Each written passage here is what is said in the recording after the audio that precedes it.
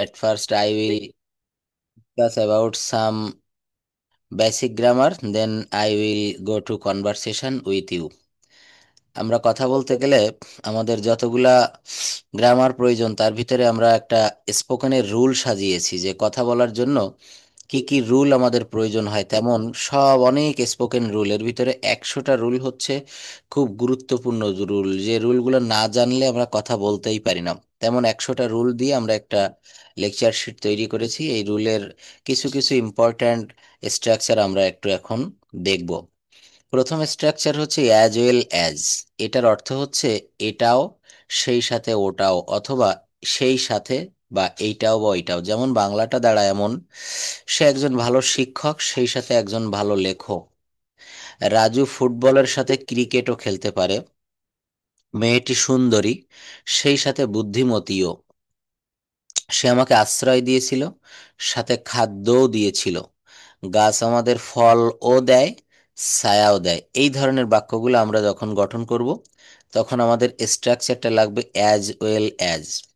As well as মানে একই সঙ্গে দুইটা জিনিস যখন আমরা পাই তখন আমরা অ্যাজ ওয়েল অ্যাজ ব্যবহার করি।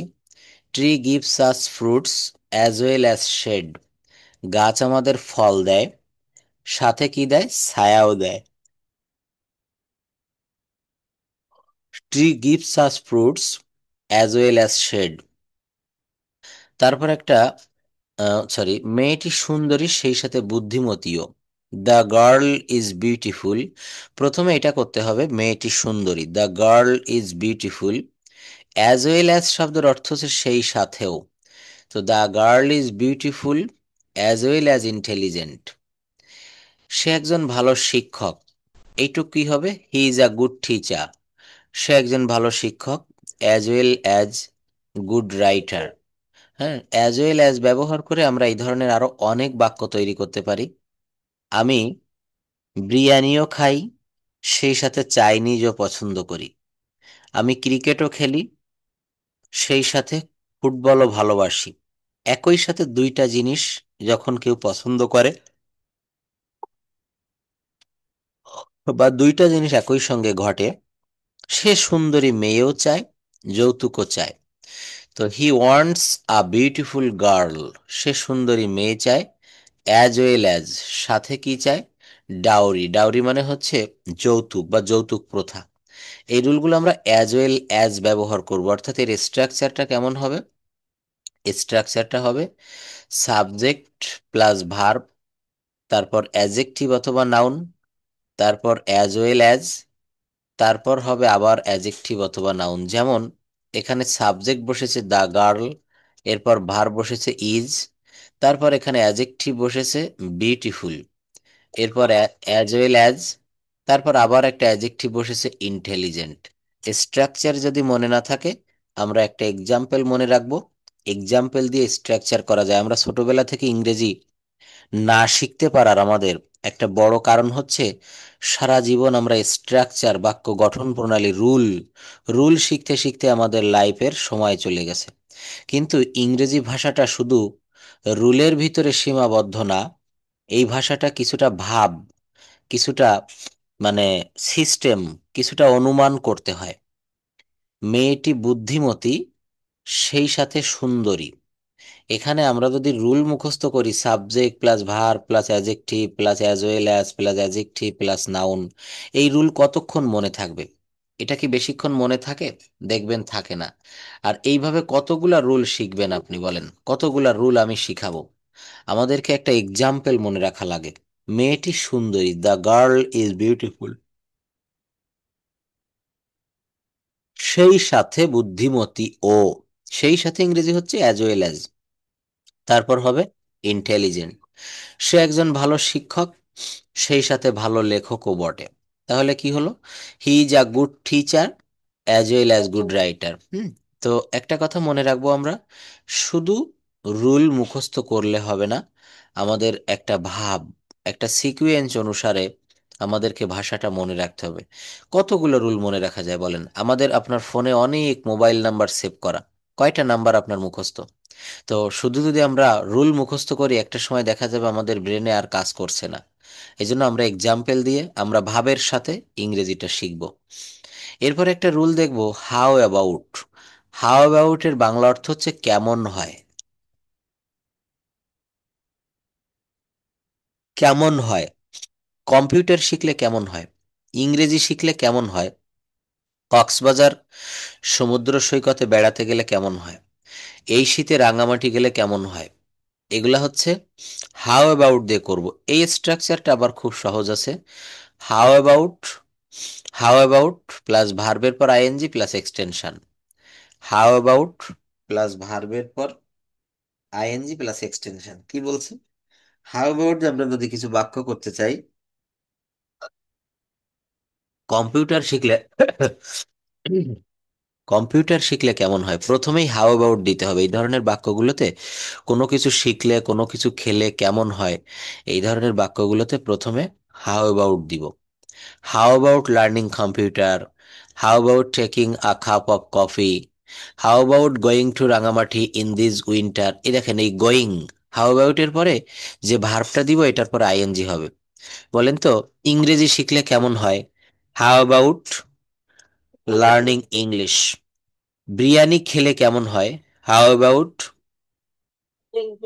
হ্যাভিং বিরিয়ানি। Thank you. আমরা ইটিং বলবো না, ইটিংটা এখন একটা এনসিয়েন্ট ওয়ার্ড, প্রাচীন একটা শব্দ হয়ে দাঁড়িয়েছে।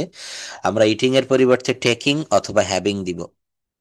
তো এইগুলা হচ্ছে হাউ অ্যাবাউট এর রুল। মেয়েটির সাথে দেখা করলে কেমন হয়? হাউ অ্যাবাউট মিট, মানে দেখা করা, মিটির সঙ্গে মিটিং হবে। How about meeting with the girl, how about with meeting the girl. হ্যাঁ, মেয়েটির সাথে স্ট্রাকচার কি হবে? How about. দেখেন, এখানে এইটা দেখে দেখে স্ট্রাকচার তৈরি করা যায়। এইটা দেখে দেখে structure. How about learn, learn মানে হচ্ছে শেখা, এর সঙ্গে আইএনজি হবে।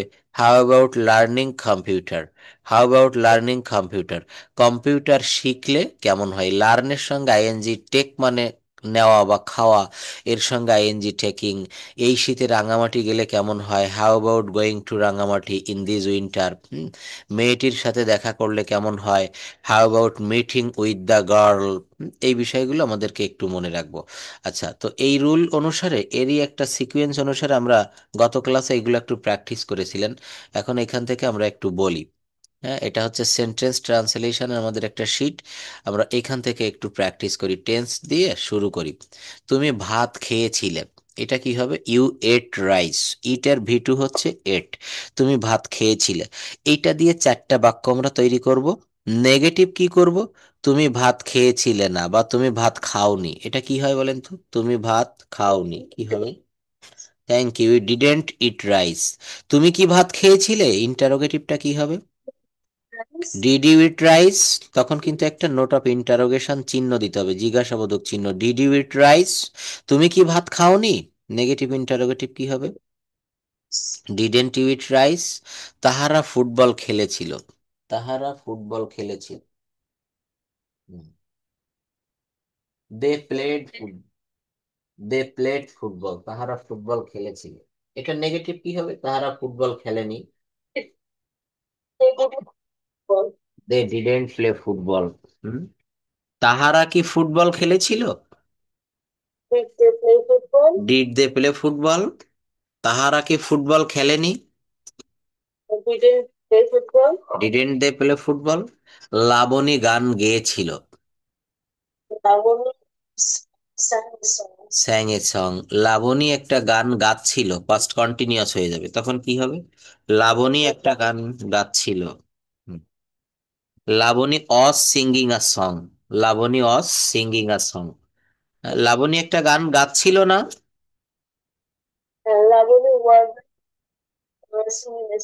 Laboni wasn't singing a song.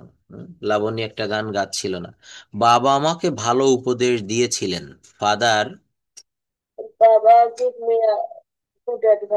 Father gave me good advice. সে গ্লাসটি ভেঙেছিল,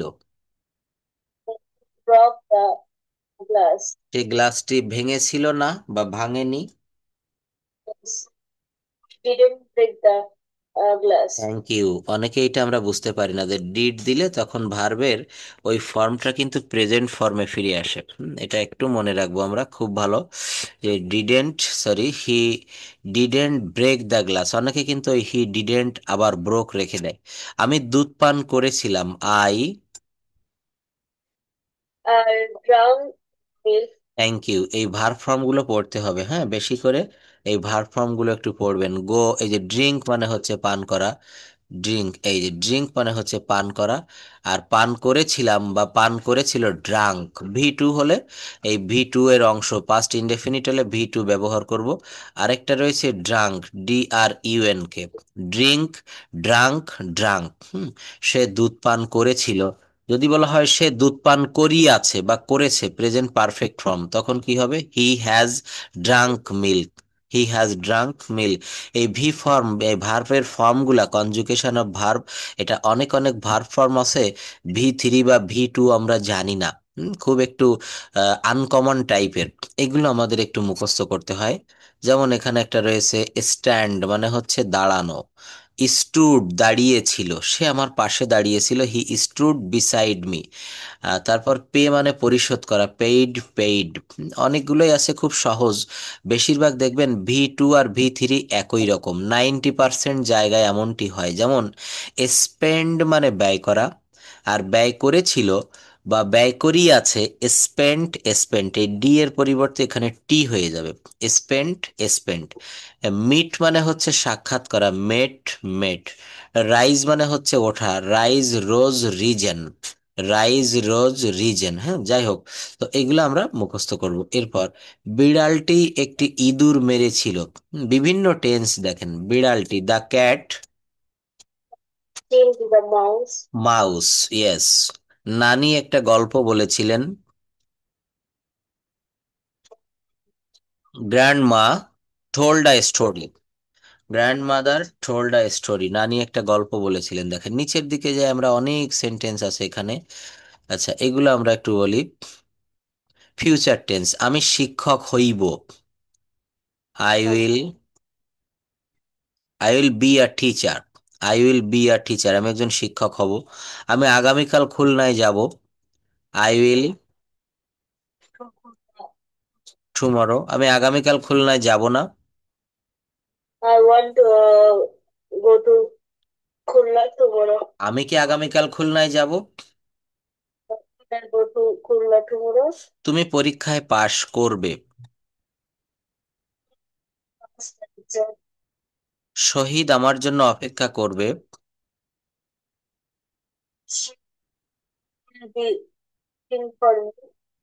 অপেক্ষা করবে, শহীদ উইল ওয়েট ফর মি। আর যদি বলা হয় শহীদ আমার জন্য অপেক্ষা করতে থাকবে, হ্যাঁ, যেটা বলেছেন সেটা ফিউচার ইনডেফিনিট না, কন্টিনিউয়াস। শহীদ আমার জন্য অপেক্ষা করতে থাকবে, শহীদ will be waiting for me, will be waiting. আমি ভাত খেতে থাকবো, I will be eating rice. তারা সৎ হবে। যাই হোক, এইগুলা একটু প্র্যাকটিস করবো আমরা রেগুলার, এখান থেকে 5টা 10টা করে বলবো। দেখবেন আমাদের চর্চাও হয়ে যাবে, টেন্সটাও মনে পড়বে। তো আমরা যে রুলগুলো দেখতেছিলাম এর তৃতীয় রুল, এখন 10টা রুল একটু দেখবো, তারপর আমরা আমাদের গ্রামারে চলে যাব। বলছে ফিল লাইক, ফিল লাইক শব্দের অর্থ হচ্ছে ইচ্ছা বা আকাঙ্ক্ষা করা, ফিল লাইক। যেমন আমার খেতে ইচ্ছা করছে, আই ফিল লাইক ইটিং। এখানে কিন্তু টেন্স ব্যবহার করে, অবশ্যই এটা প্রেজেন্ট কন্টিনিউয়াস টেন্স, কিন্তু এখানে আমরা ফিল লাইক, সাবজেক্ট বা কর্তাকে কোনো কাজ করতে ইচ্ছা করছে এমন বুঝালে সেখানে ফিল লাইক ব্যবহার করতে হয়। আমার খেতে ইচ্ছা করছে না, I don't feel like eating. আমার খেতে ইচ্ছা করছে না, I don't feel like eating. যদি পজিটিভ হয়, আই ফিল লাইক ইটিং, আর আমার খেতে ইচ্ছা করছে না, I don't feel like eating. তোমার কি খেতে ইচ্ছা করছে? Do you feel like eating?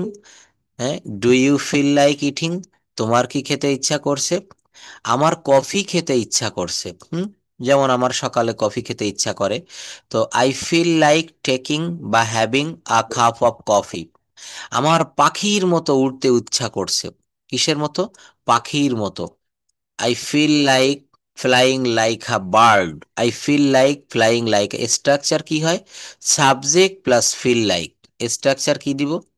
Subject plus feel like plus ভার্বের পর ING plus extension.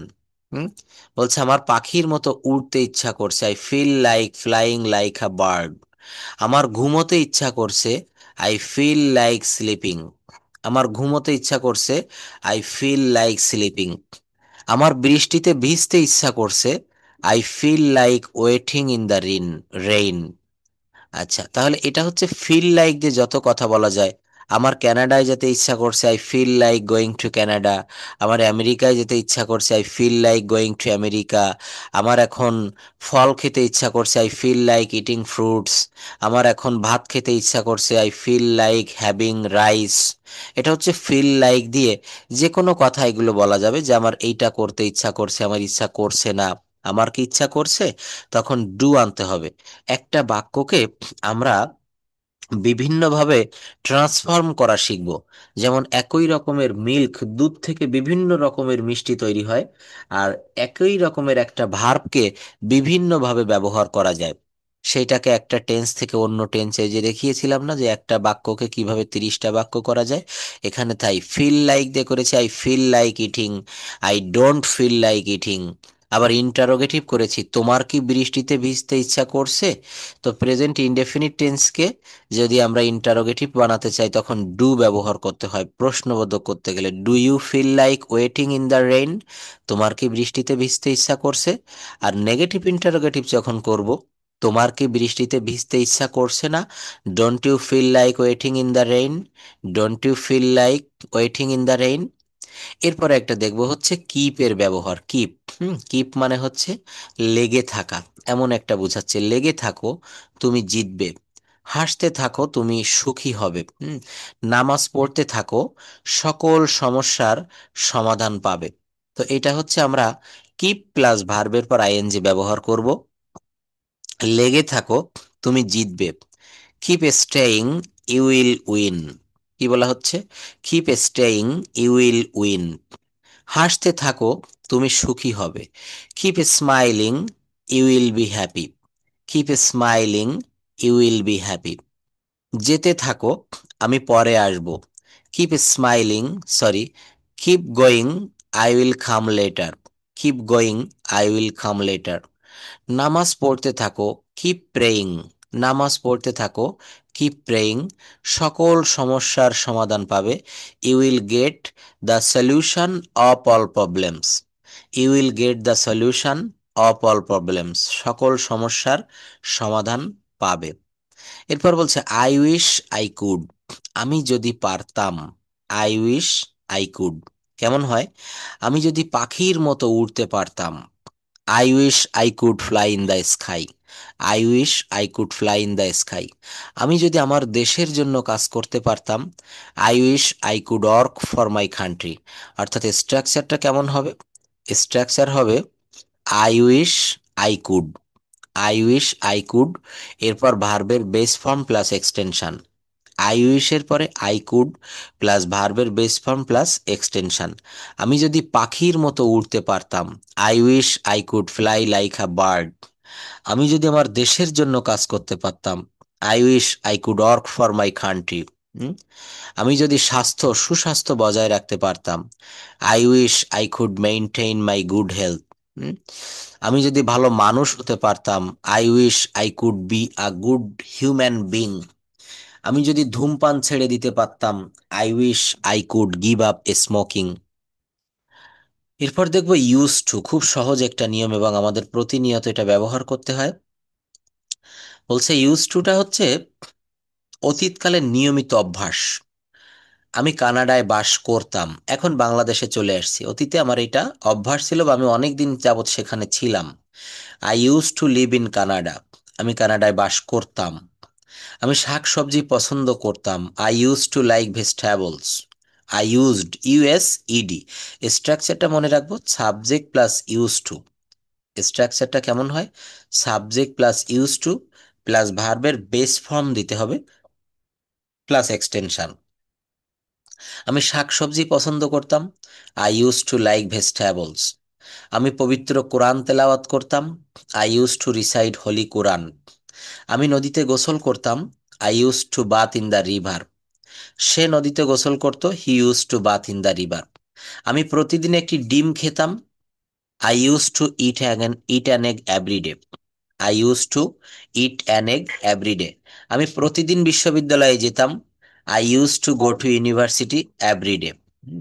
I use to go to university every day. এরপর দেখেন, আপনি বলছেন যে আমার আগামী সপ্তাহে বাংলাদেশে যাওয়ার কথা। তোমার আমাকে ফোন করার কথা। তোমার এখন কাজটি করার কথা। অর্থাৎ সাবজেক্টকে কোনো কাজ করার কথা এমন বুঝালে তখন সাপোজ টু দিয়ে করব। Suppose two. সাপোজ টু এর অর্থ হচ্ছে কোনো কিছু করার কথা, বা হওয়ার কথা। সাবজেক্ট প্লাস অ্যামিজ আর অজয়ের প্লাস সাপোজ টু প্লাস ভার্বের বেস ফর্ম প্লাস এক্সটেনশন। আমার তার সঙ্গে দেখা করার কথা। আম সাপোজ টু মিট হিম। তোমার আমাকে ফোন করার কথা ছিল। যখনই টেন্সটা পরিবর্তন হলো ছিল, তখন ওয়্যার হবে। You were suppose to call me. তোমার এই গোপনীয়তা বজায় রাখার কথা। You are suppose to maintain this secret. আমাদের কি করার কথা, বা আমাদের কি করার কথা প্রশ্ন করা হচ্ছে যে আমাদের কি করার কথা। What are we suppose to do. What are we suppose to do. আমাদের কি করার কথা। তোমার কখন কাজটি করার কথা। When are you suppose to do the work. অর্থাৎ এটা হচ্ছে সাপোজ টু দিয়ে করব। আমার কাজটি করার কথা। আম suppose to do the work. তার সঙ্গে আমার দেখা করার কথা। আম suppose to meet with him. Um suppose to meet with him. অর্থাৎ সাবজেক্টকে কোনো কিছু করার কথা যখন থাকে, তখন আমরা সাপোজ টু ব্যবহার করব। নেক্সট একটা রুল দেখব, হ্যাভিং।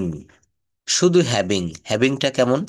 কোনো ব্যক্তির কোনো কিছু নিয়ে সমস্যা হচ্ছে বোঝালে, বাক্যের মধ্যে ইয়া বা ইয়ে থাকলে আমরা হ্যাভিং ব্যবহার করতে পারি। বা কোনো কিছু নিয়ে সমস্যা হচ্ছে, যেমন আমার ল্যাপটপ নিয়ে সমস্যা হচ্ছে, আমার ঘুমের সমস্যা হচ্ছে, আমার কম্পিউটার নিয়ে সমস্যা হচ্ছে। এই ধরনের বাক্যগুলো আমরা হ্যাভিং ব্যবহার করি। Subject plus be verb. অর্থাৎ সাবজেক্টের পরে অ্যামিজার আসবে, তারপর হ্যাভিং প্রবলেম। হ্যাভিং প্রবলেম অর্থ হচ্ছে সমস্যা হচ্ছে। হুম তারপর এক্সটেনশন। সাবজেক্ট কেমন? আমার ঘুমের সমস্যা হচ্ছে। আম হ্যাভিং প্রবলেম উইথ স্লিপ। আমার ল্যাপটপ নিয়ে সমস্যা হচ্ছে। আম having problem with my laptop. আমার কম্পিউটার নিয়ে সমস্যা হচ্ছে। I am having problem with my computer. তো I am having problem with slip.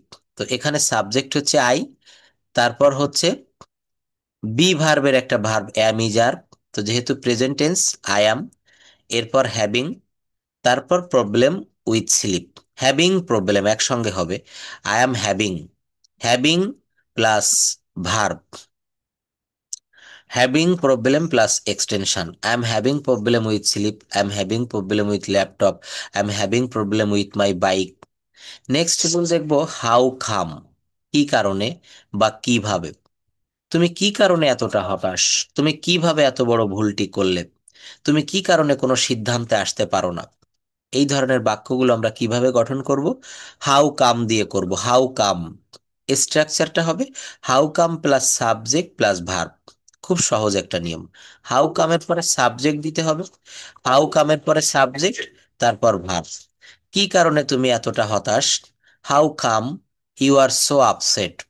How come you are so upset. কি কারণে তুমি এতটা হতাশ? কিভাবে তুমি এত বড় ভুলটি করলে? How come you made a great mistake. How come you made a great mistake. কি কারণে তুমি কোনো সিদ্ধান্তে আসতে পারো না? How come you can't make a decision. How come we never agreed. কি কারণে আমরা একমত হতে পারি না? কি কারণে আমরা একমত হতে পারি না? কিভাবে তুমি নিজেকে বিসিএস এর জন্য প্রস্তুত করবে? How come you prepare yourself for the BCS. তো এটা হচ্ছে আমরা কিভাবে বা কি কারণে, তখন হাউ কাম ব্যবহার করে এই রুলগুলা করব। এরপর একটা দেখা যাচ্ছে আমরা খুব রেগুলার আমাদের ডে টু ডে লাইফে প্রয়োজন হয়, ডেইলি লাইফে, সেটা হচ্ছে ইয়ার টু। ইয়ার টু এর অর্থ হচ্ছে এখনো কিছু করিনি বা এখনো করনি। এখনো কোনো কিছু করিনি বা করনি কিন্তু ভবিষ্যতে করার সম্ভাবনা আছে, এমন বোঝালে ইয়ার টু ব্যবহার করা হয়। ইয়ার two. Subject plus am is are plus ইয়ের two plus verb plus extension. Subject plus am is are plus ইয়ের two plus verb plus extension. আমি এখনো বিয়ে করিনি। আম yet to marry. I am yet to marry, দেখেন ইয়েটের ভিতরে কিন্তু একটা নেগেটিভ শব্দ থেকে যায়। আমি এখনো বিয়ে করিনি, আমি এখনো কাজটি করিনি। আম yet two do the work. আমি এখনো নামাজ পড়িনি। আম ইয়েট টু সে প্রেয়ার। এই ইয়েট টু ব্যবহার করলে সেখানে কিন্তু আর কোনো নট বা নেগেটিভ শব্দ দেওয়া লাগে না। আমি এখনো নামাজ পড়িনি। আম ইয়েট টু সে প্রেয়ার। আমি এখনো তাকে টাকা দেয়নি। আম ইয়েট টু গিভ মানি হিম। আমি এখনো বাজারে যাইনি। আম yet to reach the market. Um yet to reach the market. আমি এখনো বাজারে যাইনি। তো এই 10টি রুল দেখালাম। এখান থেকে আগামী ক্লাসে আমাদের ফিডব্যাক দিতে হবে। 10টা রুল থেকে প্রত্যেকটা রুল থেকে 2টা করে বাক্য আপনি তৈরি করবেন। শুধু স্ট্রাকচার সামনে থাকবে, রুল দিয়ে আপনাকে বাক্য তৈরি করতে হবে। অ্যাজ ওয়েল অ্যাজ থাকবে, তারপর হচ্ছে হাউ অ্যাবাউট থাকবে, ইয়েট টু থাকবে, হুম, তারপরে হচ্ছে আই উইশ আই কুড থাকবে। এখান থেকে স্ট্রাকচার দেখে দেখে আমাদেরকে রুল তৈরি করতে হবে। আচ্ছা, নেক্সট আমরা এখন একটা বিষয় দেখব। সেটা হচ্ছে কথা বলতে গেলে বা বাক্য, বড় বড় বাক্য তৈরি করতে গেলে আমাদের কন্ডিশনাল সেন্টেন্সটা খুবই প্রয়োজন হয়। কন্ডিশনাল সেন্টেন্স সম্পর্কে কি কোনো ধারণা আছে? কন্ডিশনাল সেন্টেন্সটা কেমন হয় বা এটা কত প্রকার, কন্ডিশনাল সেন্টেন্স কোথায় কাজে লাগে? কন্ডিশনাল সেন্টেন্সের কন্ডিশনাল সেন্টেন্সের অর্থ হচ্ছে শর্তমূলক বাক্য, শর্তাধীন। এখানে শর্ত বুঝাবে। যদি তুমি আসো তাহলে আমি যাব। আহ, যদি আজ বৃষ্টি হয় আমি বাইরে যাব না। আহ, যদি আমার অনেক টাকা থাকতো আমি গরিবদের সাহায্য করতাম। তো এটা বলছে একটি কন্ডিশনাল সেন্টেন্সে 2টি ক্লজ থাকে। ক্লজ মানে হচ্ছে বাক্যের অংশ, ছোট ছোট অংশকে ক্লজ বলা হয়। ক্লজ মানে বাক্যাংশ। একটা হচ্ছে নির্ভরশীল ক্লজটি শর্ত বোঝায় এবং প্রধান ক্লজটি প্রেক্ষাপট বোঝায়। এদেরকে ইফ ক্লজ বলা হয়। আমি যদি আরেকটু ভেঙে বলি, যে সেন্টেন্স দ্বারা শর্ত প্রকাশ করা হয়, অর্থাৎ একটি কাজ হওয়ার ক্ষেত্রে আরেকটি শর্ত উল্লেখ থাকে, তাকে কন্ডিশনাল সেন্টেন্স বলে। কন্ডিশনাল সেন্টেন্স 2 ভাগে বিভক্ত। কন্ডিশনাল সেন্টেন্স কয় ভাগে বিভক্ত? 2 ভাগে বিভক্ত। একটা হচ্ছে শর্ত, দেখেন একটা বাক্য দেখাই। ইফ ইট রেইনস, যদি বৃষ্টি হয়। ইফ ইট রেইনস, যদি বৃষ্টি হয়। Water raises in the pond, পুকুরের পানি বেড়ে যায়। এখানে একটা, প্রথমটা হচ্ছে ইফ ক্লজ, আর পরেরটা হচ্ছে শর্তের ফলাফল বোঝাচ্ছে, আউটকাম অব দ্য কন্ডিশন। যদি বৃষ্টি হয় ফলাফলটা কি হয়? পুকুরের পানি বেড়ে যায়। যদি তুমি আসো, এটা ইফ ক্লজ, ফলাফলটা কি হবে? আমি যাব। যদি তুমি আসো তাহলে আমি যাব। তো একটা হচ্ছে কন্ডিশন, শর্ত বোঝাচ্ছে if you come I will go. If you come I will go. যদি তুমি আসো তাহলে আমি যাব। If you come I will go. তো মনে রাখতে হবে যে সেন্টেন্স দ্বারা শর্ত প্রকাশ করা হয়, একটি কাজ হওয়ার ক্ষেত্রে আরেকটি শর্ত উল্লেখ থাকে। এই যে যদি বৃষ্টি হয় পুকুরের পানি বেড়ে যায়, একটা শর্ত দিয়েছে, শর্তের সঙ্গে অন্যটি নির্ভরশীল। এই ধরনের বাক্যগুলোকে বলা হয় কন্ডিশনাল সেন্টেন্স। কন্ডিশন মানেই হচ্ছে শর্ত। আমরা অনেক সময় বলি না যে তোমার সাথে আমি ঘুরতে যেতে পারি, আমার একটা কন্ডিশন আছে, আমাকে বিরিয়ানি খেতে খাওয়াতে হবে, আমাকে পার্কে নিয়ে যেতে হবে, আমাকে গোলাপ ফুল কিনে দিতে হবে, আমাকে এইটা কিনে দিতে হবে। এটা এই শর্ত, শর্তমূলক বাক্য। বলছে ইফ ইউ কাম, যদি তুমি আসো, আই উইল গো, তাহলে আমি যাব। আই উইল গো, আমি যাব। কন্ডিশনাল সেন্টেন্স হচ্ছে 4 প্রকার: zero conditional sentence, first conditional sentence, second conditional sentence and third conditional sentence. তো আমরা প্রথমে ফার্স্ট কন্ডিশনাল সেন্টেন্সটা একটু দেখব এটা কেমন হয়। ফার্স্ট কন্ডিশনাল সেন্টেন্সটা খুবই সহজ। ফার্স্ট কন্ডিশনাল সেন্টেন্স হচ্ছে প্রথম শর্তমূলক বাক্য। কেমন? ইফ যুক্ত ক্লজটি, এটা একটু দেখবো আমরা। এই যে if it rains today I won't go to market. যদি আজ বৃষ্টি হয় আমি বাজারে যাব না। তো কি হবে? ইফ যুক্ত ক্লজটি যদি প্রেজেন্ট ইনডেফিনিট টেন্স হয়, তাহলে পরের ক্লজটি ফিউচার ইনডেফিনিট টেন্স হয়। পরের ক্লজটি কিন্তু এই ফিউচার ইনডেফিনিট কথাটা না বলে এখানে আরো একটু যোগ করতে হবে। পরের ক্লজটি subject plus will, subject plus will অথবা subject plus can, may, mite, should, would, could, অর্থাৎ দুইটা নিয়ম হতে পারে। প্রথমটা তো অবশ্যই প্রেজেন্ট ইনডেফিনিট যুক্ত হবে, ইফ ক্লজটা। আর পরের ক্লজটা ফিউচার ইনডেফিনিট হতে পারে। আবার কখনো কখনো এই ক্লজটা সাবজেক্টের পরে মে, ক্যান, মাইট ইত্যাদি হতে পারে। তো আমরা সাধারণ একটা নিয়ম দেখব। যেমন if you help me, I will help you. If you help me এটা present indefinite tense, I will help you এটা future indefinite tense. If you কাম, যদি তুমি আসো, আই উইল গো, আমি যাব। এটা হচ্ছে এই নিয়মে হলো দুইটাই ইনডেফিনিট টেন্স, একটা প্রেজেন্ট ইনডেফিনিট টেন্স ইফ ক্লজটি, আর পরের ক্লজটি হচ্ছে ফিউচার ইনডেফিনিট। কিন্তু এই যে ক্যান, মে, এইটার একটা বলি। If you write to me, if you write to me, যদি তোমার কাছে আমার কাছে তুমি লেখো, আই ক্যান রাইট ইউ, আমার কাছে তুমি চিঠি লিখলে আমিও তোমার কাছে লিখবো। ইফ ইউ খাম, যদি তুমি আসো, আই মে গো বা আই মে খাম, তাহলে এখানে কিন্তু আই এর পরে মে বসলো। অর্থাৎ দুইটা নিয়মে হতে পারে, সেকেন্ড ক্লজটা দুইটা নিয়মে, ফিউচার ইনডেফিনিটেও হতে পারে, আবার এখানে মে, can, could, shall, should, modal থাকতে পারে। তো মনে রাখবো, if plus subject plus V one plus object. যেমন এই যে প্রথম ক্লজটা ইফ ইট রেইনস, অর্থাৎ ইফ যুক্ত ক্লজটা প্রেজেন্ট ইনডেফিনিট টেন্স। এই যে স্ট্রাকচারটা দেখবো আমরা, ইফ যুক্ত ক্লজটা প্রেজেন্ট সিম্পল টেন্স হবে, আর পরের ক্লজটা ফিউচার ইনডেফিনিট হবে অথবা মডাল যুক্ত থাকতে পারে। এটা কোথায় থাকবে? এই ফার্স্ট কন্ডিশনাল সেন্টেন্সে। আর ফার্স্ট কন্ডিশনাল সেন্টেন্সটা এটা হচ্ছে সাধারণ সত্য বুঝায়, যদি তুমি আসো তাহলে আমি যাব। আচ্ছা, এরপর একটা দেখবো, সেটা হচ্ছে সেকেন্ড কন্ডিশনাল সেন্টেন্স, দ্বিতীয় শর্তমূলক যে বাক্য, এটা আমরা একটু দেখব। প্রথমটা আমাদের মনে রাখতে হবে যে যদি তুমি সাহায্য করো, আমি সাহায্য করব। যদি তুমি না আসো, আমি যাব না। যদি তুমি না আসো, ইফ ইউ ডোন্ট খাম, ইফ ইউ ডোন্ট খাম, যদি তুমি না আসো, I will not go, I will not go, আমি যাব না। যদি কেউ বিষ পান করে, তাহলে সে মারা যাবে।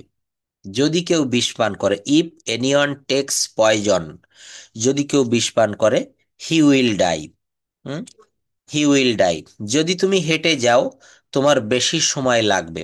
দেখেন, হেঁটে যাও প্রেজেন্ট ইনডেফিনিট টেন্স, যদি তুমি হেঁটে যাও। If you go on foot, যদি তুমি হেঁটে যাও, it will take more time, it will take more time, যদি তুমি হেঁটে যাও তোমার বেশি সময় লাগবে। যদি তুমি বলো, তাহলে আমি এটা করব। If you say, I will do it. এটা হচ্ছে ফার্স্ট কন্ডিশনাল বললাম। এখন যেটা দেখব সেটা হচ্ছে সেকেন্ড কন্ডিশন। সেকেন্ড কন্ডিশনের একটা বাক্য বলি, if I won the lottery, যদি আমি lottery জিততাম, I would help the poor, আমি গরিবদের সাহায্য করতাম। হুম। তো এখানে বলছে ইফ যুক্ত ক্লজটি পাস্ট ইনডেফিনিট টেন্স হয়, যেমন এখানে হয়েছে if I won the lottery. এটা কিভাবে পাস্ট ইনডেফিনিট টেন্স হলো? এই উইনের পাস্ট ফর্ম দিয়েছি, দেখেন ওন, উইনের পাস্ট ফর্ম দিয়েছি ওন। তাই বলছে যে ইফ যুক্ত ক্লজটি পাস্ট ইনডেফিনিট টেন্স হবে, আর পরের ক্লজটি হবে সাবজেক্ট প্লাস, এই পরের ক্লজটি হবে subject plus would, could, should, May, mite plus V one. যেমন এখানে হয়েছে if I won the lottery, যদি আমি lottery জিততাম, I would help the poor, I would help the poor, আমি গরিবদের সাহায্য করতাম। If I won the lottery, I would help the poor, আমি যদি লটারি জিততাম, গরিবদের সাহায্য করতাম। এখানে কিন্তু প্রেজেন্ট টেন্সের কোনো বিষয় না। এখানে প্রথম কন্ডিশনালে যেমন ইফ যুক্ত ক্লজটা ছিল প্রেজেন্ট ইনডেফিনিট, পরেরটা ছিল ফিউচার ইনডেফিনিট, আর এটা হবে হচ্ছে if plus subject plus V two, অর্থাৎ ইফ যুক্ত ক্লজটি পাস্ট ইনডেফিনিট আর পরের ক্লজটি হবে subject plus would could should মাইট এইগুলো যুক্ত থাকবে। যদি তুমি সাহায্য করতে, আমি তোমাকে সাহায্য করতাম। If you could help me, I would help you. যদি তুমি আসতে, আমি আসতে পারতাম। If you came, I could কেম। আমরা শুধু একটু মনে রাখবো যে কোন কন্ডিশনালে কোনটা কেমন হয়। বলছে আমি যদি তুমি হতাম, তাহলে এই কাজটি করতাম না। ইফ আই ওয়ার ইউ, এখানে সেকেন্ড কন্ডিশনালে স্বাভাবিকভাবে আই এর পরে অজ বসে, কিন্তু এই যে অবাস্তব কল্পনার ক্ষেত্রে বা সেকেন্ড কন্ডিশনালে এই ধরনের বাক্যে আমরা এখানে আই এর পরে ওয়ার দিব।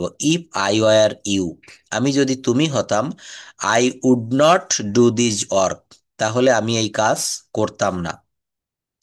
আজ যদি শুক্রবার হতো, আমি পার্টিতে অংশগ্রহণ করতাম।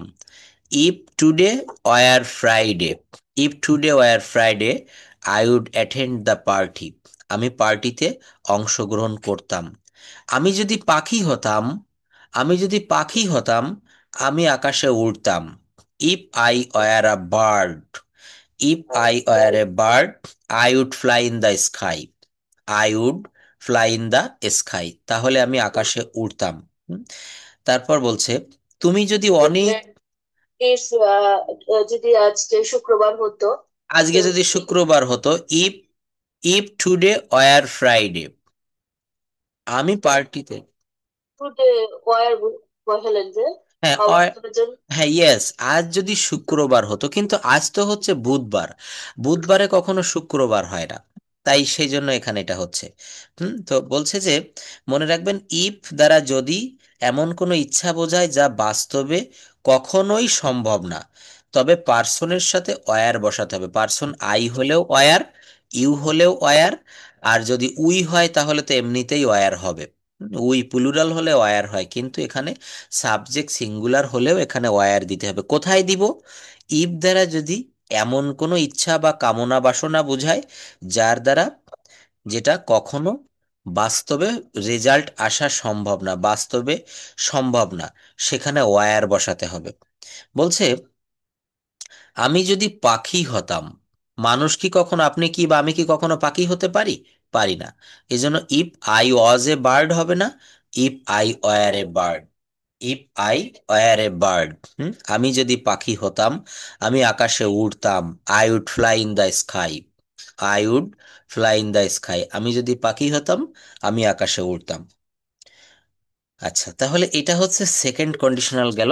সেকেন্ড কন্ডিশনালে আবারও একটু বলি, সাবজেক্ট প্লাস, অর্থাৎ ইফ ক্লজটি পাস্ট ইনডেফিনিট টেন্স হবে, আর পরের ক্লজটি হবে subject plus would could might plus ভার্বের ভি অন। এরপর একটা হচ্ছে third conditional sentence. Third conditional sentence, তৃতীয় শর্তমূলক বাক্য। এটাও খুব সহজ। এটা একটা বাক্য বলি, থার্ড কন্ডিশনাল সেন্টেন্স, যেমন if you had driven fast, যদি তুমি একটু দ্রুত গাড়িটা চালাতে, you wouldn't have miss the meeting, তাহলে তুমি মিটিংটা মিস করতে না। You would not have missed the train. এখানে একটু মনে রাখতে হবে if you had driven fast, এই অংশটুকু হয়েছে পাস্ট পারফেক্টের নিয়ম অনুসারে। If you had driven fast, যদি তুমি দ্রুত চালাতে, you wouldn't have miss the meeting. অর্থাৎ এখানে ইফ যুক্ত ক্লজটি পাস্ট পারফেক্ট টেন্স হলে অপর ক্লজটি হবে subject plus would have, could have, should have plus ভার্বের ভি3। আবার একটু বলি, ইফ ক্লজটি হবে, ইফ ক্লজটি হবে পাস্ট পারফেক্ট টেন্স, আর পরের ক্লজটি হবে subject plus would have, could have, should have, might have plus ভি3, plus ভার্বের ভি3। তুমি যদি চেষ্টা করতে, তুমি সফল হতে। If you had tried hard, you would pass, you would have succeed. If you had driven fast, you wouldn't have miss the meeting.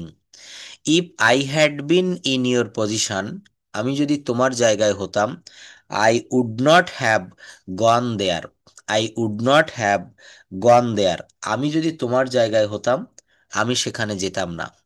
অর্থাৎ third কন্ডিশনালে সাধারণত অতীত সম্পর্কে কথা বলে এবং এমন একটি ঘটনা বর্ণনা করে যা ঘটেনি এবং ঘটনার ফলাফলটি কল্পনা করা হয়েছে।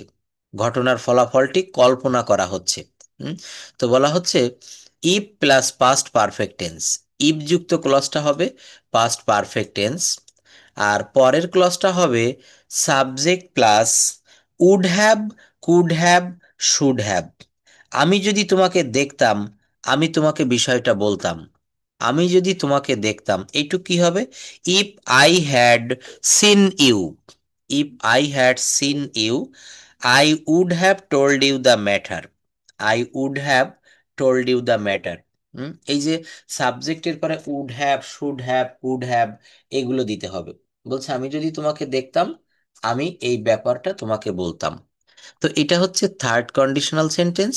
আর থার্ড কন্ডিশনের মানে পার্থক্যটা, মানে কোন কখন সেকেন্ড কন্ডিশনাল হবে আর কখন, মানে দুটাই তো পাস্ট টেন্স হচ্ছে। থ্যাংক ইউ, ভালো প্রশ্ন করেছেন। কখন সেকেন্ড কন্ডিশনাল হবে আর কখন থার্ড কন্ডিশনাল হবে?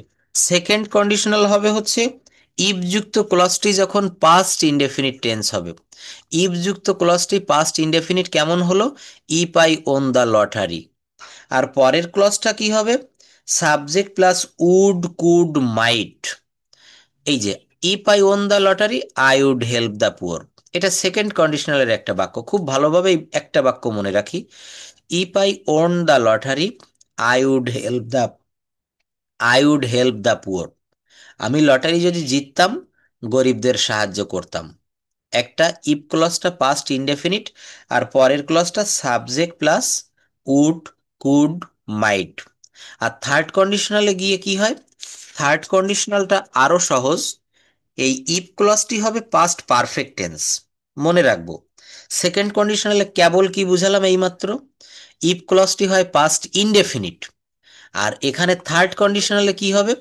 কোন ক্ষেত্রে, ক্ষেত্রটা বুঝতে পারছি না, বিষয়টা বুঝতে পেরেছি যে আপনার কখন সেকেন্ড হচ্ছে আর কখন থার্ড কন্ডিশনাল হচ্ছে, মানে দুইটাই তো ওর সম্পর্কে বর্ণনা না, করছে। এখন এখানে একটা বড় পার্থক্য হচ্ছে, সেকেন্ড কন্ডিশনালে ইফ যুক্ত ক্লজটা পাস্ট ইনডেফিনিট টেন্স হয়।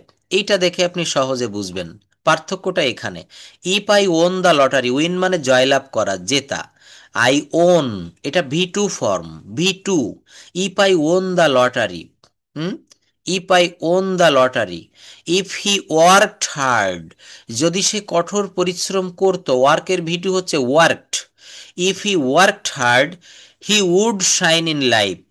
ইফ যুক্ত ক্লজটা সবসময় পাস্ট ইনডেফিনিট টেন্স হয়। পরের ক্লজটিতে সাবজেক্টের পরে উড, কুড, শুড, মাইট, মে ইত্যাদি থাকে। সেকেন্ড কন্ডিশনালে এটা থাকে। আর থার্ড কন্ডিশনালে সেটা একটু পরিবর্তন হয়ে যায়। থার্ড কন্ডিশনালে গিয়ে ইফ ক্লজটি পাস্ট পারফেক্ট টেন্স হয়, যেমনটি এখানে হয়েছে। If you had driven fast, if you had driven fast, যদি তুমি জোরে গাড়ি চালাতে। হুম, এটা হচ্ছে past perfect tense. If clause যুক্ত যেটা, সেটা পাস্ট পারফেক্ট টেন্স। কোথায়? থার্ড কন্ডিশনালে। আর পরের ক্লজটা কি হয়? পরের ক্লজটিতে সাবজেক্টের পরে would have, could have, should have. Second কন্ডিশনালে কি ছিল? সেকেন্ড কন্ডিশনালের সেকেন্ড ক্লজে দ্বিতীয় বাক্যাংশে সাবজেক্টের পরে উড, কুড, শুড, মাইট ইত্যাদি থাকে। আর এখানে would have, could have, should have, might have ইত্যাদি থাকবে। হুম, if if if I had seen you, if I had seen you, এই বাক্যটা পাস্ট পারফেক্টে হয়ে গেল। থার্ড কন্ডিশনাল দেখাচ্ছি। If he had left the place, যদি সেই স্থান ত্যাগ করত। হি উড হ্যাভ, এই যে সেকেন্ড বাক্যে দ্বিতীয় অংশে would have, could have, should have, he would have bought the place. যদি সেই জায়গাটা ত্যাগ করে যেত তাহলে সে এটা কিনতে পারত। সে যদি ভালো করে পড়াশোনা করত, সে পাশ করত। If he had studied well. Second conditional use করে তো করতে পারি। সেকেন্ড কন্ডিশনাল দিলে, আপনি দিলে দিতে পারবেন, কিন্তু সেটা আপনার ভুল হয়ে যাবে। কেন ভুল হবে? আপনি প্রথমেই দিচ্ছেন পাস্ট পারফেক্ট টেন্স, তাহলে পরে আপনাকে অবশ্যই শুড হ্যাভ, কুড হ্যাভ, সেটা ঠিক আছে, আমি বলছি তো এই সেন্টেন্স গুলো যদি আমি সেকেন্ড কন্ডিশনাল হিসেবে ইউজ করি তো হবে না, মিনিংটা কি বোঝাচ্ছে? হ্যাঁ, মিনিংটা প্রায় একই রকম বোঝায়। যদি সে জায়গাটা ত্যাগ করতো, যদি সে দ্রুত গাড়ি চালাইতো, তাহলে সে মিটিংটা মিস করতো না। বাংলা মিনিংটা এখানে সেম রকম আসে, সেকেন্ড কন্ডিশনাল এবং থার্ড কন্ডিশনাল, ঠিক বলেছেন। আচ্ছা, কিন্তু জিরো কন্ডিশনালটা আমরা একটু দেখে আসি। এটা খুবই ইজি। জিরো কন্ডিশনালটা হচ্ছে ইফ প্লাস প্রেজেন্ট ইনডেফিনিট, আবার subject plus present indefinite. If plus present indefinite, if যুক্ত ক্লজটা সর্বদা প্রেজেন্ট ইনডেফিনিট টেন্স হয়। ইফ ইট রেইনস, যদি বৃষ্টি হয়, যদি বৃষ্টি হয় তাহলে কি হয়? Water rises in the pond, তাহলে পুকুরের পানি বেড়ে যায়। ইফ ইউ হিট ওয়াটার, যদি তুমি পানিকে তাপ দাও, তাহলে কি হয়? ইট বয়েলস, এটা বাষ্প হয়। পানিকে তাপ দিলে পানি বাষ্প হয়ে যায়। অর্থাৎ বলছে যে ইফ দ্বারা, ইফ দ্বারা চিরন্তন সত্য অথবা ন্যাচারাল কোনো ঘটনাকে বোঝায়। সেই ক্ষেত্রে ইফ যুক্ত অংশটি প্রেজেন্ট টেন্স হলে অপর অংশটিও প্রেজেন্ট টেন্স হবে। অপর অংশটি কি হবে? প্রেজেন্ট টেন্স হবে। ইফ দ্বারা যদি চিরন্তন সত্য অথবা ন্যাচারাল কোনো ঘটনাকে বোঝায়, সেই ক্ষেত্রে ইফ যুক্ত অংশটি প্রেজেন্ট টেন্স হলে অপর অংশটিও প্রেজেন্ট টেন্স হবে। এটা কোথায় হবে? জিরো কন্ডিশনাল সেন্টেন্সে। যেমন এখানে বলছে ইফ ইউ পুশ বাটন, যদি তুমি বোতামটিতে চাপ দাও, ইট লাইটস আপ, আলো জ্বলে উঠবে। অর্থাৎ আমরা সুইচ অন করি, আলোটা জ্বলে ওঠে। অর্থাৎ এখানে চিরন্তন সত্য যে আলো জ্বলবে যদি তুমি বোতামটিতে প্রেস করো, চাপ দাও। অর্থাৎ মনে রাখবেন এটা খুব সহজ, এই জন্য বাম পার্শ্বে present indefinite, done পার্শ্বেও present indefinite. If plus present plus present, R if plus present plus future, এটা হচ্ছে ফার্স্ট কন্ডিশনালে হয়। আর জিরো কন্ডিশনালে কি হয়? ইফ প্লাস প্রেজেন্ট, আবার পরের ক্লজটাও if plus present.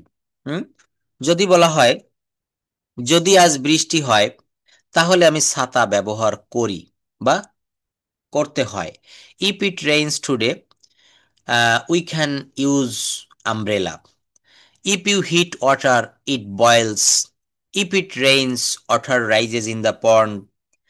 If it is water বা if it water is boiled, it turns into vapour. Vapour মানে হচ্ছে বাষ্প। If you stay so long in the sun, if you stay present indefinite tense, যদি তুমি রৌদ্রে অনেকক্ষণ থাকো, your skin Burns, তোমার ত্বক পুড়ে যাবে। তোমার ত্বক কি হবে? পুড়ে যাবে বা পুড়ে যায়। এখানে আমরা কয়েকটা স্ট্রাকচার আরো একটু দেখি।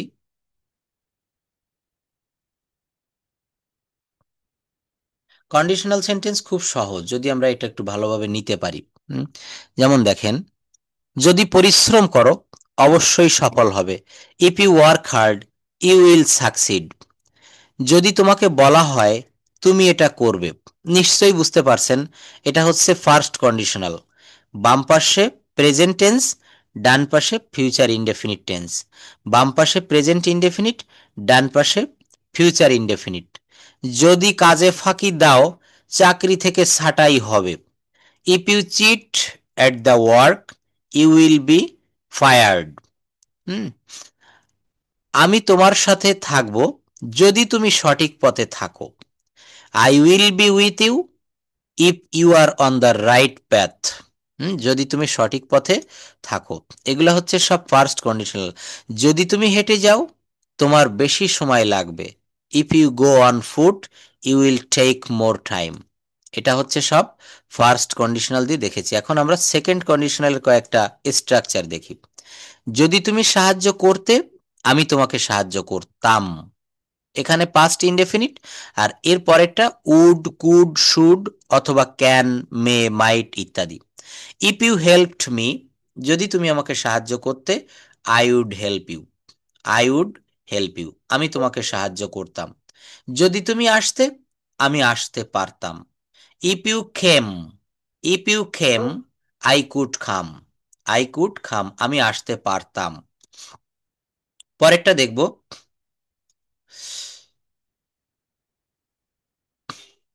পরেরটা বলছে, জাস্ট ওয়েট।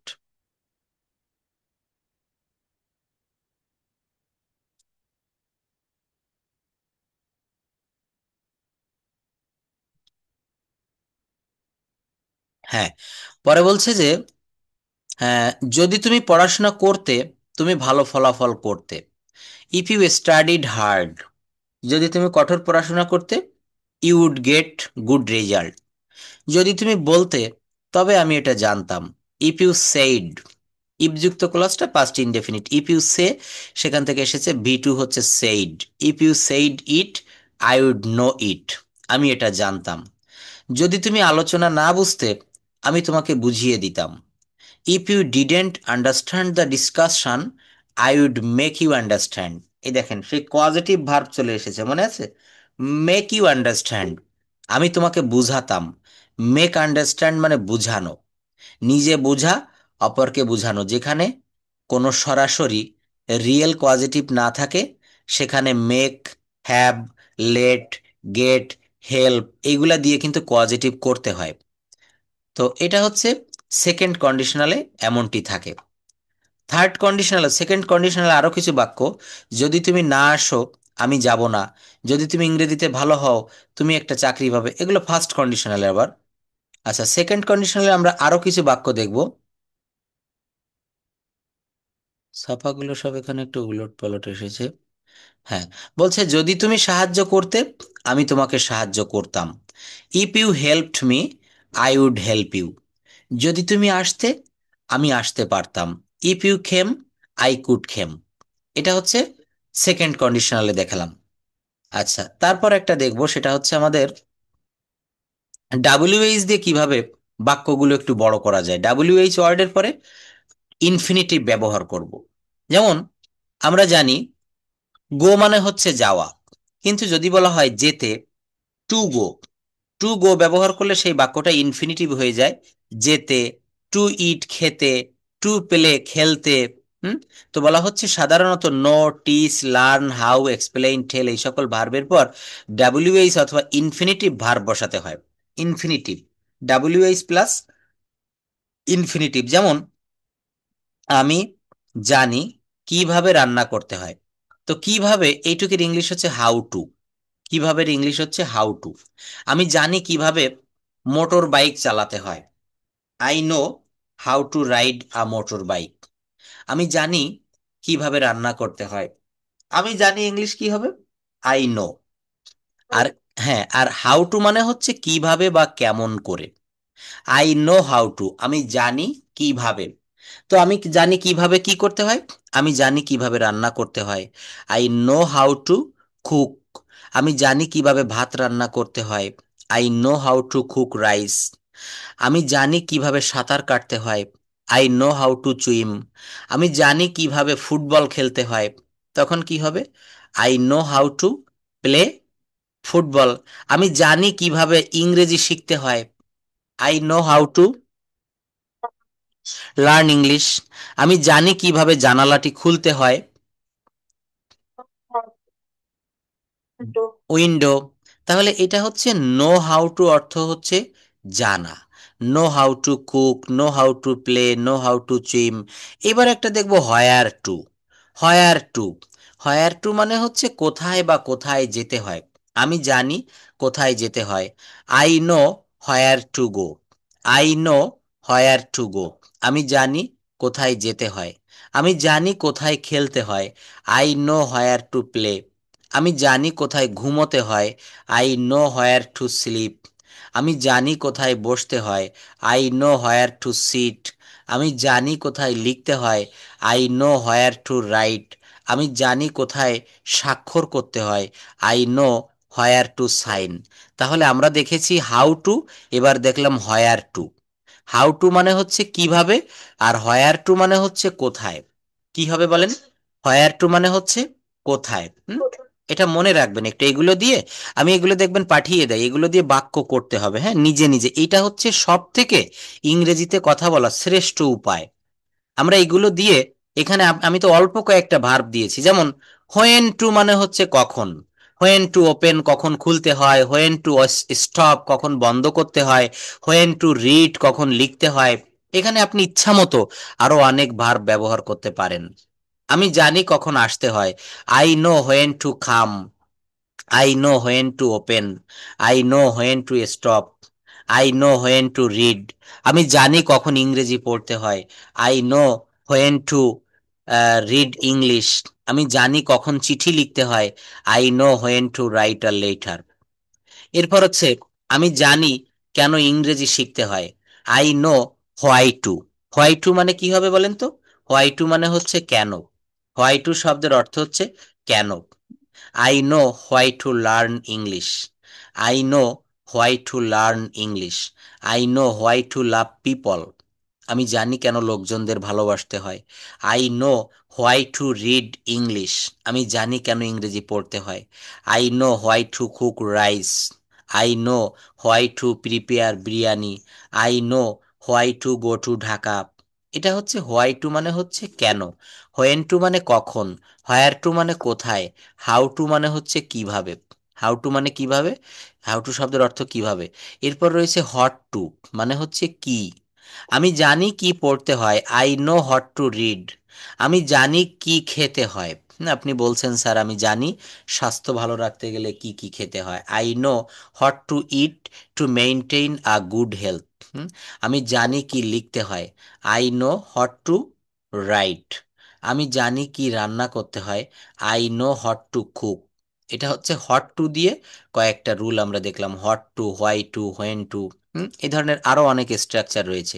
এরপর দেখা যাচ্ছে বলছে যে ডাব্লিউএইচ যুক্ত কয়েকটা আহ, ইয়ে থাকে, যেমন ডু ইউ, আমরা নো হাউ টু দিয়ে করেছি না, যে নো হাউ টু, এখানে একটু চেঞ্জ করব যে do you know how to, তুমি কি জানো, কি জানো।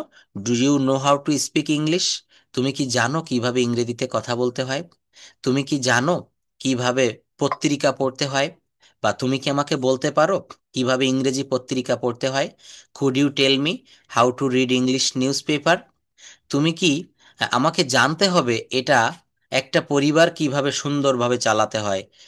You have to know how to manage a family nicely. আমি তোমাকে দেখাবো কিভাবে একটি বড় দলকে নেতৃত্ব দিতে হয়। I will show you how to lead a big team. এটা হচ্ছে হাউ টু দিয়ে করেছে, হাউ টু। আচ্ছা, এরপর কিছু রুল এখানে আমরা দেখতে পাবো, সেগুলো হাউ টু বাদেও আমরা কিছু বাক্য করতে পারি। যেমন বলছে, জাস্ট ওয়েট, এই ধরনের স্ট্রাকচার দিয়ে আমরা প্রতিনিয়ত কথা বলার জন্য আমাদের প্রয়োজন পড়ে, কিন্তু আমরা এগুলোর ব্যবহার জানি না। এগুলোর ব্যবহার আমাদেরকে জানতে হয়। এই দেখেন একটা রুল দেখিয়েছিলাম ফিল লাইক দিয়ে, একটু আগে আমরা যে এগুলো করেছিলাম স্ট্রাকচার, সেখানে ছিল আমার খেতে ইচ্ছা করছে, আই ফিল লাইক ইটিং। আমার করতে ইচ্ছা করছে, আই ফিল লাইক ডুইং। আমার অঙ্কটি করতে ইচ্ছা করছে, I feel like doing the math. আমার কাজটি করতে ইচ্ছা করছে, I feel like doing the work. আমি তাকে দিয়ে করাই, তখন কিন্তু এই পজিটিভের ব্যবহার, আই মেক হিম ডু। আমি তাকে দিয়ে করিয়েছিলাম, আই মেড হিম ডু। আমি তাকে দিয়ে করাবো, I will make him do. আমি তাকে করতে দেই, তখন কি হবে, I let him do. Let মানে কাউকে অনুমতি দেওয়া। আমি তাকে করতে দিয়েছিলাম, আই লেট হিম ডু। আমি তাকে করতে দিব, I will let him do. Future tense হলে I will let him do. দেখেন আই দিয়ে করেছে, I want, I can, I can't. আমি জানতে চাই, আই ওয়ান্ট টু নো। এটা কি, হোয়াটস দিস, আমি পারি না, আই ক্যান্ট। আমি পারি না, আই ক্যান্ট। আমি এটা পারি না, আই ক্যান্ট ইট। আমি এটা করতে পারি না, আই ক্যান্ট ডু ইট। আমি পারবো, আই ক্যান ডু ইট। এটা আমার, দিস ইজ মাইন। এটা তোমার, দিস ইজ ইয়োর্স। আমি ভুলে গেছি, আই ফরগট। আমি ভুলে গেছি, আমি ভুলে গিয়েছিলাম। আচ্ছা, তো এখানে আমরা আরো কিছু যেটা দিয়ে প্রশ্ন করা দেখেছিলাম, যেমন তুমি কি ইংরেজি শিখবে। এখানে কিন্তু ডাব্লিউএইচ বাদেও আমাদের যে অক্সিলারি ভার্বগুলো থাকে প্রত্যেকটা বাক্যে, সেইগুলা দিয়ে আমরা এই বাক্যগুলো তৈরি করতে পারি। তুমি ইংরেজি শিখবে, you will learn English. You will learn English. তুমি কি ইংরেজি শিখবে, তখন এই উইল যে অক্সিলারি ভার্বটা, এটা সবার প্রথমে আসবে। উইল ইউ লার্ন ইংলিশ, হ্যাঁ আমি ইংরেজি শিখব। Yes I will learn English, কি হবে, yes I will learn English. তুমি কি লিখবে না, তুমি কি লিখবে, এটার ইংলিশ কি হবে, উইল ইউ রাইট। তুমি কি লিখবে না, তুমি কি লিখবে না, ওন্ট ইউ রাইট। না আমি লিখবো না, no I won't write. No I won't right.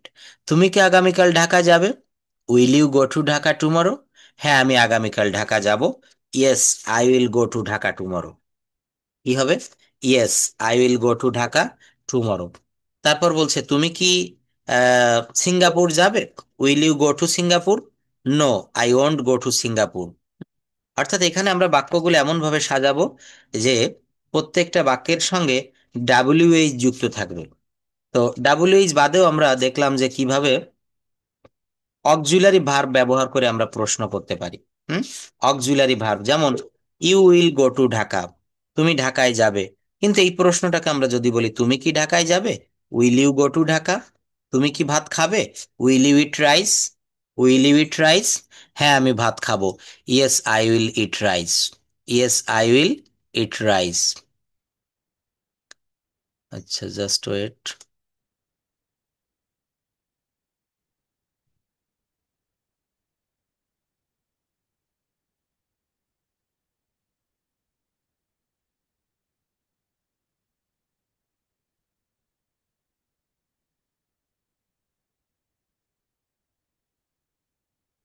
আচ্ছা, আমরা কন্ডিশনালের সঙ্গে পার্টিসিপেলের ব্যবহারটা একটু দেখতে পারি। পার্টিসিপেলের অর্থ হচ্ছে অসমাপিকা। আর এই পার্টিসিপেলটা তিন ভাগে ভাগ করা হয়েছে। একটা হচ্ছে প্রেজেন্ট পার্টিসিপল, যেটা ভার্বের সঙ্গে আইএনজি থাকে মূল ভার্বের সঙ্গে। আরেকটা হচ্ছে পাস্ট পার্টিসিপল, বলতে বোঝায় মূল ভার্বের ভি3 অংশ। এটা আমরা সবাই জানি যে কনজুকেশন অফ ভার্বের যে ভি3 অংশ যেটা থাকে, যেমন ইট, এট, ইটেন, ডু, ডিড, ডান। এটা হচ্ছে পাস্ট পার্টিসিপল ভি3 অংশ। আরেকটা হচ্ছে পারফেক্ট পার্টিসিপল, বলতে হ্যাভিং প্লাস মূল ভার্বের পাস্ট পার্টিসিপল বোঝায়। হ্যাভিং প্লাস মূল ভার্বের পরে ভি3 থাকে। যেমন একটা দেখব প্রেজেন্ট পার্টিসিপল, মূল ভার্বের সঙ্গে আইএনজি যুক্ত হয়ে এটা অ্যাজেকটিভের মতো আচরণ করবে। মূল ভার্বের সঙ্গে আইএনজি যুক্ত হয়ে অ্যাজেকটিভের মতো কাজ করবে, তখন তাকে প্রেজেন্ট পার্টিসিপল বলে। যেমন মেয়েটি কাঁদতে কাঁদতে চলে গেল, the girl went away crying. এই কাঁদতে কাঁদতে, এই যে দ্বিরুক্তি শব্দ, এটা কিন্তু বাংলাতে দুইবার হলেও ইংরেজিতে একবার হয়। The girl went away crying. ঘুমন্ত লোকটিকে বিরক্ত করো না, don't disturb the sleeping man. Don't disturb the sleeping man. উড়ন্ত পাখিটির দিকে তাকাও, look at the flying bird. Look at the flying bird. উড়ন্ত পাখিটির দিকে তাকাও। তারা টিভি দেখে তাদের অবসর সময় কাটায়। They pass their leisure, they pass their leisure watching TV. তারা টিভি দেখে তাদের অবসর সময় কাটায়। তো এটা হচ্ছে প্রেজেন্ট পার্টিসিপেলের একটা ব্যবহার। কেমন হবে, মূল ভার্বের সঙ্গে আইএনজি যুক্ত হবে এবং তখন সেটা অ্যাজেকটিভের মতো কাজ করবে। এই যে বলছে don't disturb the sleeping man, এখানে স্লিপিং শব্দটা কিন্তু ভার্ব না, এটা নাউন না, এটা অ্যাজেকটিভ হয়ে গেল। স্লিপিং ম্যান, লোকটি কেমন, ঘুমন্ত লোক। তাহলে এটা কিন্তু নাউন বা প্রোনাউনের দোষ, গুণ, অবস্থা, সংখ্যা, পরিমাণ। এখানে একটা অবস্থা বোঝাচ্ছে, এই ম্যান যে নাউন, এই নাউনের একটা অবস্থা বোঝাচ্ছে। লোকটা কেমন, স্লিপিং ম্যান। বলছে একটা ঘুমন্ত লোককে বিরক্ত করো না, don't disturb a sleeping man. একটা ঘুমন্ত লোককে বিরক্ত করো না। আচ্ছা, এটা হচ্ছে প্রেজেন্ট পার্টিসিপল। এরপর একটা দেখব পাস্ট পার্টিসিপল। পাস্ট পার্টিসিপলটা আমরা সবাই জানি, ভার্বের ভি3 অংশটা।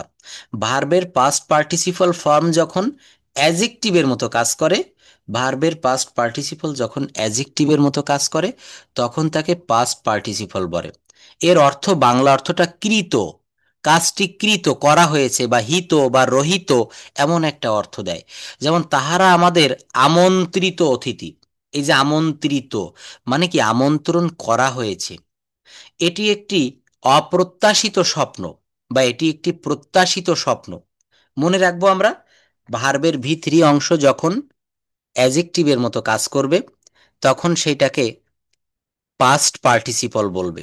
যেমন দে আর আওয়ার ইনভাইটেড গেস্টস। এটা যে অ্যাজেকটিভ কিনা আপনি কিভাবে বুঝবেন? এই ইনভাইটেড শব্দটা এখানে তো দাগ দেওয়া আছে, ব্লক লেটারে লেখা লেখা, তাই বুঝতেছেন। কিন্তু কিভাবে বোঝা যাবে?